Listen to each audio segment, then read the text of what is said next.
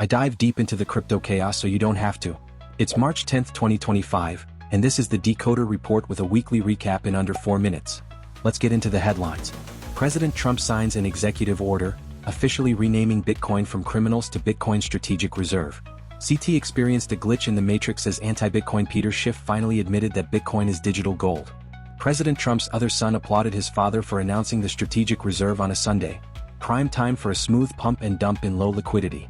Meanwhile, Trump rolled out the red carpet for crypto at the White House, inviting top founders and CEOs for the grand unveiling of the FIFA trophy. Because why not? Ronaldinho has now officially extracted his exit liquidity. The Texas Senate passes Bitcoin Reserve Bill SB 21, taking the state one step closer to stacking sats on the official balance sheet. Kwon's U.S. court hearing has been delayed as prosecutors deployed more evidence.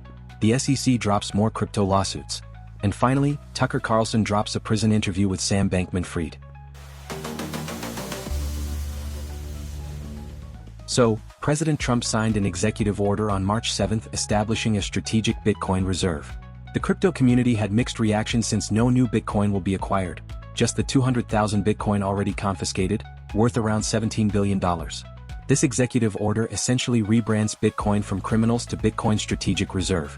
However, the Secretaries of Treasury and Commerce have been tasked with developing budget-neutral strategies for acquiring more Bitcoin in the future. And what about that shitcoin reserve Trump tweeted about? David Sachs clarified that the government won't be adding any other assets to the stockpile beyond those seized through forfeiture proceedings. This should make Peter Schiff happy. He shocked the crypto community with his take on the strategic reserve. He tweeted, "Bitcoin is digital gold, which is better than analog gold." Of course, he couldn't resist fuming at the possibility of an XRP reserve. Peter also went after Eric Trump for praising his father's decision to announce the strategic reserve on a Sunday.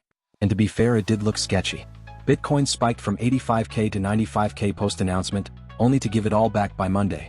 But the real kicker? A certain voice from the beyond went 50x long, stacking a $200 million position just before Trump confirmed the crypto reserve. Pure coincidence, I'm sure. President Trump hosted the first White House Crypto Summit on Friday, March 7, featuring Michael Saylor, Brian Armstrong, Brad Garlinghouse, the Winklevoss twins and Sergey Nazarov. It turned out to be 30 minutes of Trump glazing, sprinkled with a FIFA trophy unveiling. A huge nothing burger. The market reacted accordingly with a dump. Meanwhile, Saylor was spotted face-palming, and Garlinghouse somehow ended up with a corner seat at the Roundtable Summit.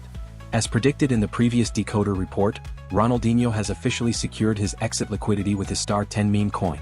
GoPlus Security flagged Star 10's smart contract for allowing the owner to burn holders' tokens at will. CZ reposted the warning and the token went straight to the gutter.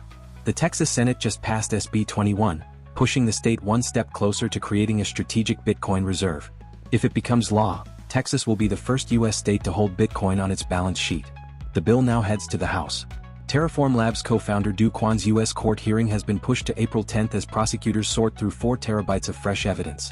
In his defense, Your Honor, he did deploy more capital, though, admittedly, some mistakes were made by the hands he controlled. The SEC has dropped its lawsuit against Kraken and closed its investigation into Yuga Labs' Bored Ape Yacht Club NFT sale. Just last week, they also backed off from cases against Uniswap, Consensys, Gemini, and Coinbase. Our old friend Gary Gensler must be sobbing in a corner somewhere. Sam Bankman-Fried has reportedly been sent to solitary confinement for an unauthorized jailhouse interview with Tucker Carlson. During the interview, SBF revealed that Sean Diddy Combs is a fellow inmate and has been kind to him. He also mentioned that connecting with Diddy has given him perspective. Well, someone's definitely going to feel a little lonelier after solitary. That wraps up this week's Decoder Report. See you next week.